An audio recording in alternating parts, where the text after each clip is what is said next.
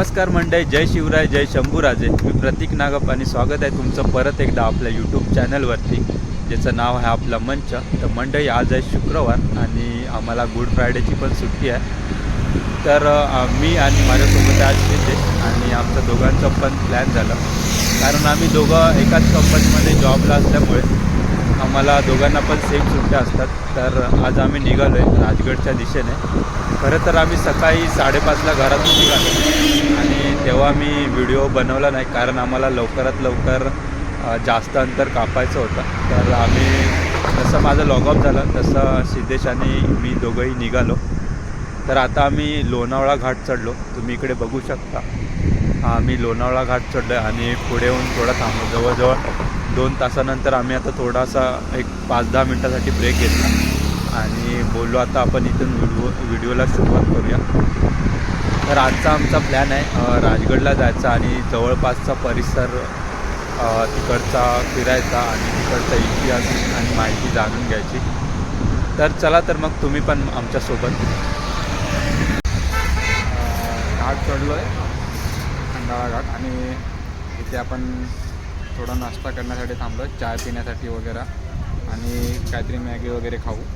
So इथून direct आता आपण मग हा मोठा एक ब्रेक घेऊ. तिथून डायरेक्ट आपण आता पुण्याला जाऊन थांबायचं डायरेक्ट. सो पुण्यावरून मग बघू, जर राजगडला लवकर पोचलं तर राजगडला फिरू, नाहीतर मग अजून काय पॉईंट असतील, अजून काय फिरण्यासारखं असेल तर तिकडे फिरू. सो आता आपला डायरेक्ट इथून ब्रेक घेऊन डायरेक्ट आता जायचा विचार आहे पुण्याला. सो बघू कसं काय होतं आहे ते. तर मंडळी, आता आम्ही जस्ट इथे नाश्ता केला, म्हणजे खंडाळा घाट चढलो आणि थोडी झोप पण येत होती, कारण मी नाईट करून आलो आणि सिद्धेश पण जास्त झोपला नव्हता, कारण त्याचा पण लॉग ऑफ रात्री 2-2:30 होता आणि मी सकाळी 4:30ला लॉग ऑफ केला. तर आता झोप पण येत होती आणि भूक पण लागलेली. तर आम्ही जस्ट खंडाळा घाट चढलो आणि पुढे येऊन तिथे शॉप दिसले, तिथे आम्ही चहा आणि मॅगी खाल्ली आणि आता आम्ही निघालो पुण्याच्या दिशेने. आणि तुम्हाला एक गोष्ट दाखवतो मी.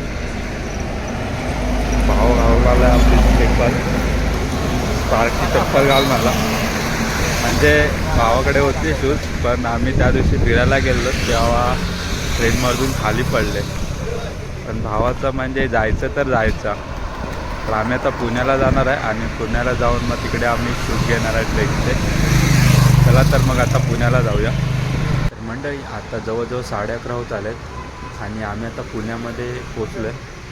सिद्धेशनी काल ऑनलाईन ऑफर बघितली होती, जे ट्रेकचे शूज वगैरे आहेत त्याची, आणि आम्ही तो ॲड्रेस हे केला मॅपवरती टाकून. आम्ही आता त्या शॉपच्या इथे आलो आणि सिद्धेश आतमध्ये आता शूज बघतो आहे. चला, तर तुम्हाला मी दाखवतो आतमध्ये, म्हणजे पूर्ण जे ट्रेकसाठी जे पूर्ण सामान लागणार असतं ते पूर्ण यांच्याकडे अवेलेबल आहे. चला, तुम्हाला मी दाखवतो आता. ते बघू शकता, इकडे शॉर्ट्स वगैरे आहेत. पूर्ण जे ट्रेकसाठी जे पूर्ण सामान लागणार आहे, बॅग्स किंवा टेंट वगैरे, तर पूर्ण गोष्टी यांच्याकडे अवेलेबल आहेत. आणि काल आम्ही जेव्हा सिद्धेश आणि मी असंच बसलो होतो, तर त्याला अशी इंस्टाग्रामवर त्यांना हे भेटली, म्हणजे ॲडव्हर्टाईज दिसली की त्यांच्या इकडे शूजवरती कुठली ऑफर चालू आहेत, म्हणजे पाडव्यासाठी चालू झाले. तर आम्ही तो ॲड्रेस हे केला, मॅपवरती टाकून आम्ही आता त्यांच्या शॉपमध्ये आलो आहे. आणि इकडे बघू शकता तुम्ही, सिद्धेश शूज ट्राय करते, म्हणजे एक वॉटरप्रूफ शूज बघतोय तो, जेणेकरून जेव्हा आम्ही पावसात कुठे फिरायला जाऊ तर तेव्हा पण आपल्याला उपयोगी पडेल. आणि इकडे बघू शकता तुम्ही, पूर्ण वॉटरप्रूफ पण आहेत आणि नॉर्मल ट्रेकसाठी वापरणारे जे शूज आहेत ते पण यांच्याकडे अवेलेबल आहे. आणि त्याचबरोबर इकडे ट्रेकसाठी जे टी शर्ट वगैरे लागणार आहेत ते पण तुम्ही इकडे अवेलेबल आहेत पूर्ण. या ट्रॅक पॅन्ट आहेत आणि पूर्ण टी शर्ट आहेत. त्याच्यानंतर हे दोऱ्या वगैरे, पूर्ण बॅटरी, जे ट्रेकसाठी जेवढं आपल्याला सामान लागेल तेवढं त्यांच्याकडे अवेलेबल आहे. आणि आपण थोड्या वेळात बोलू त्या दादासोबत. तोपर्यंत आपण बघू शकता सिद्धेश इकडे ट्राय करतोय. हे आवडले? हा वॉटरप्रूफ आहे, हा नॉर्मल वाला आहे. कम्फर्टेबल कुठला वाटतो तुला? कम्फर्टेबल दोन्ही पण आहेत रे, पण हा एकदम कम्फर्टेबल आहे. नॉर्मलवाला.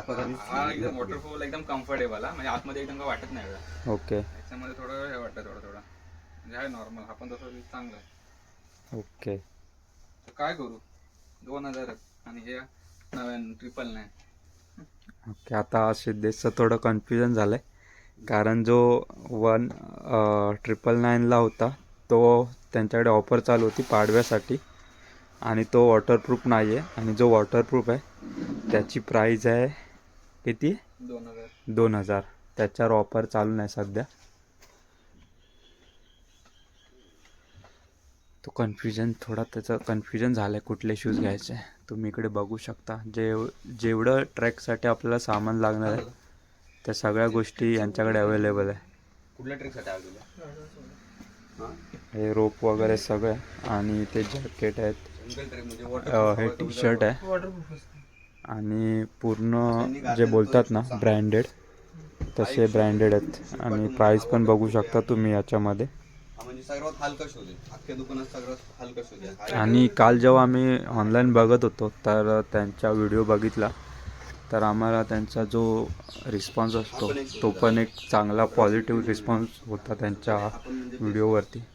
तर आम्ही तेच बघून खास आम्ही म्हणजे इकडे येणारच होतो, तर आम्ही आता त्यांच्या शॉपला व्हिजिट दिली आहे. तर फायनली भावाने आपले शूज बुक केलेत waterproof. Don't disclose the price.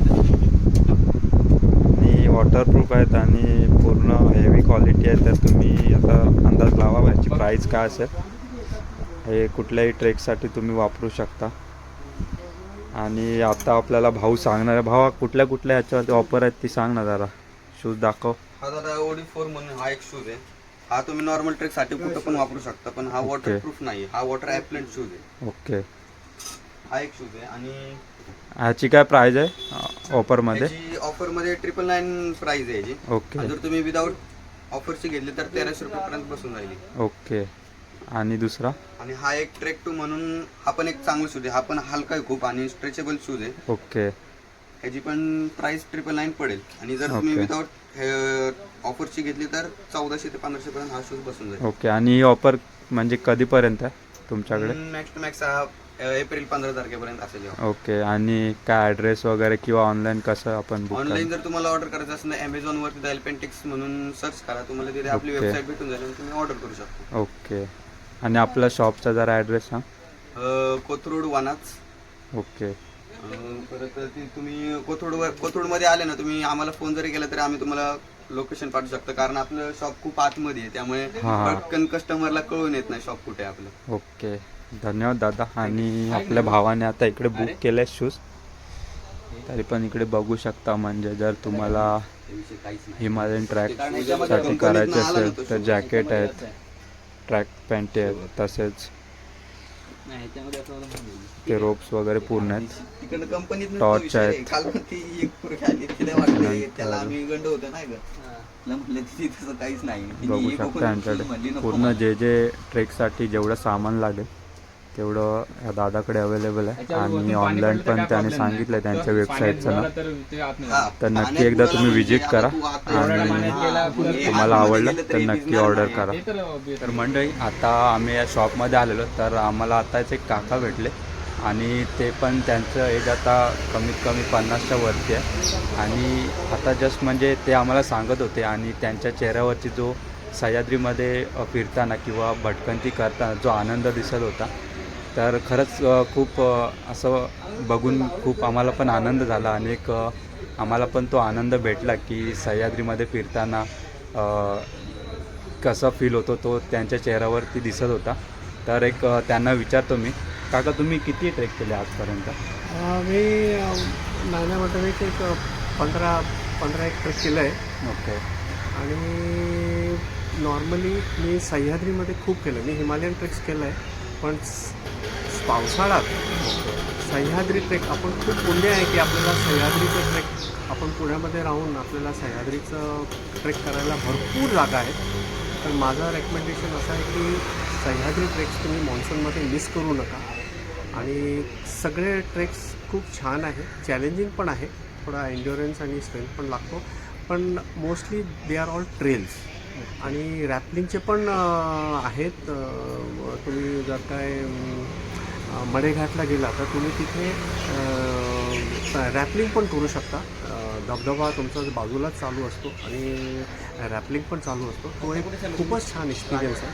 आणि भरपूर असे सह्याद्री ट्रेक्सचे खूप ऑर्गनायझेशन्स आहेत जे ऑर्गनाईज करतात सह्याद्रीमध्ये आपले ट्रेक्स आणि ट्रेन. तुम्ही मी माझं असं म्हणणं आहे की तुम्ही सगळ्यांनी त्याचा फायदा घ्यावा आणि enjoy the Sahyadri treks and train during monsoon. तर मंडळी बघितलं, एक काकांच्या चेहऱ्यावरचा आनंद होता. म्हणजे याही वयात ते असं चांगले क्षण मिक्स नाही करत आहेत. आणि खरंच म्हणजे एक तरुण पिढीसाठी एक चांगला अनुभव किंवा चांगलं मार्गदर्शन त्यांनी केलं आता. तर त्यांना भेटून खरंच खूप बरं वाटलं आणि एक वेगळा आनंद भेटला की जी गोष्ट आम्ही करतो आहे तो अनुभव कोणीतरी आम्हाला शेअर केला आणि तो आम्हाला अनुभव आता घ्यायचा आहे. तर बघूया, आता मी दाखवतो पुढचा व्हिडिओ तुम्हाला. तर मंडळी आता सिद्धेचे शूज घेतलेत आणि आम्ही एक स्टिक घेतली, म्हणजे आता ट्रेक करताना आम्हाला ती उपयोगी पडेल. आणि आता आम्ही निघालो आहे. म्हणजे तुम्ही बघू शकता इकडे हे शॉप आहे, इकडे आम्ही आता घेतले. आणि यांचं मगाशी त्यांनी सांगितलं तर ते ऑनलाईन पण शूज वगैरे सेल करतात. आणि जेवढे तुम्हाला पाहिजे असेल ना म्हणजे ट्रेकसाठी तेवढं सगळं सामान तुम्हाला इकडे भेटून जाईल.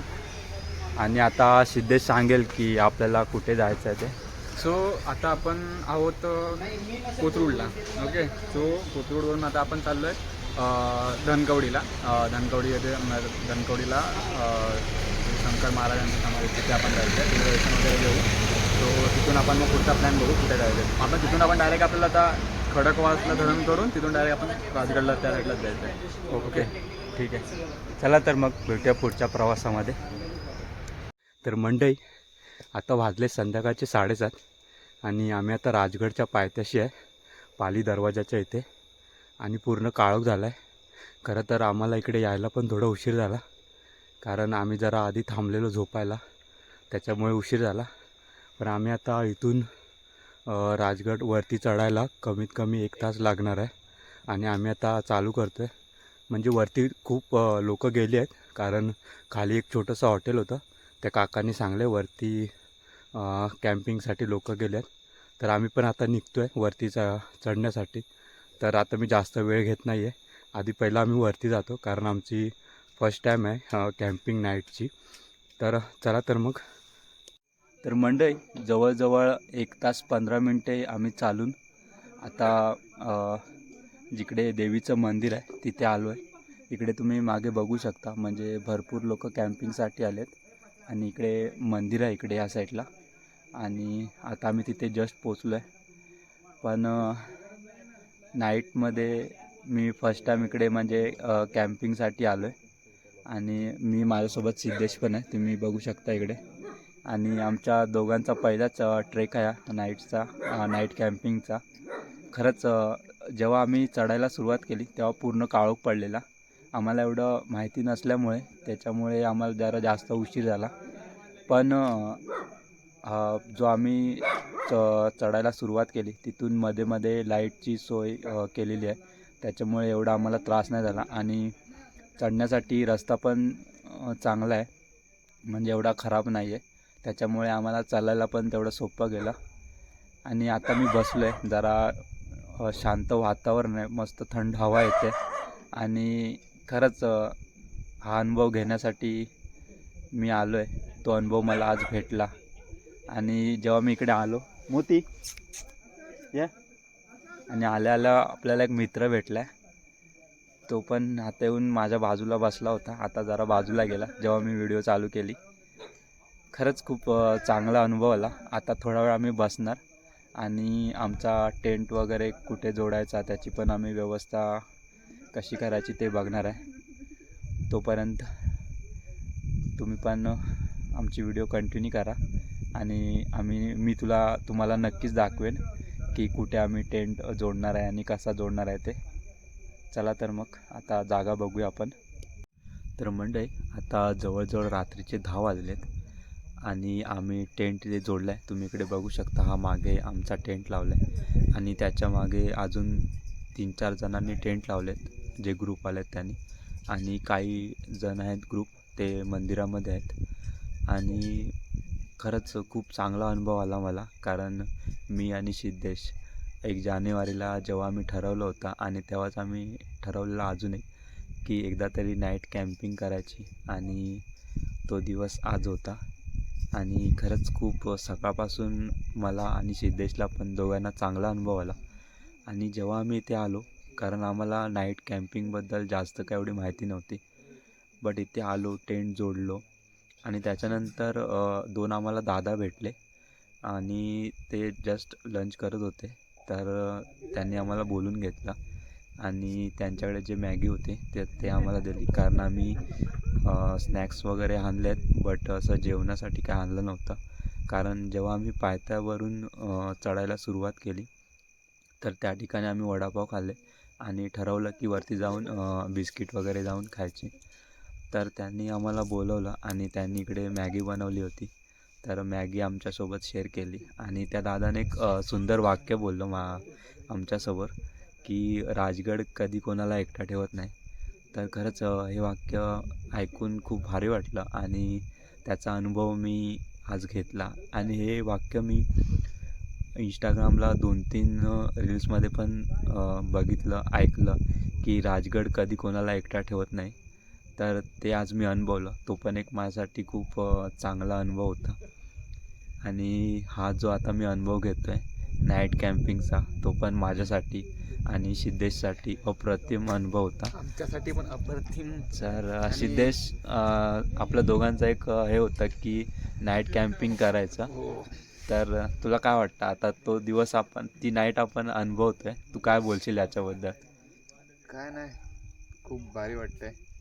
काय बोलतात ते, एक फर्स्ट एक्सपिरियन्स नाईट कॅम्पिंगचा. ओके. तर तर आता यापुढे तर आपण कंटिन्यू करतच राहू, वेगवेगळ्या फोर्टवरती, वेगवेगळ्या किल्ल्यांवरती. तर हा आज आपला पहिला होता. आपण अनुभवलं कसं करायचं, काय करायचं, काय काय गोष्टी लागतात.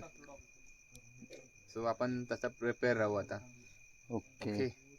आणि एक शेवटची गोष्ट सांगायची म्हणजे एवढा 8 तास म्हणजे नाईट कॅम्पिंग कशासाठी करायची आहे, राजगडला रात्री जाऊन राहायचं कशासाठी, तर ही गोष्ट मी तुम्हाला सकाळी दाखवीन की एवढा 8 तास कशासाठी. तर ती गोष्ट मी सकाळी तुम्हाला दाखवीन. तोपर्यंत तुम्ही आमच्या चॅनलवरती नवीन असाल तर आपल्या चॅनलला लाईक, शेअर आणि सबस्क्राईब करायला विसरू नका. चला तर मग शुभरात्री. भेटूया आपण उद्याच्या दुसऱ्या भागात राजगडसोबत. चला, बाय बाय.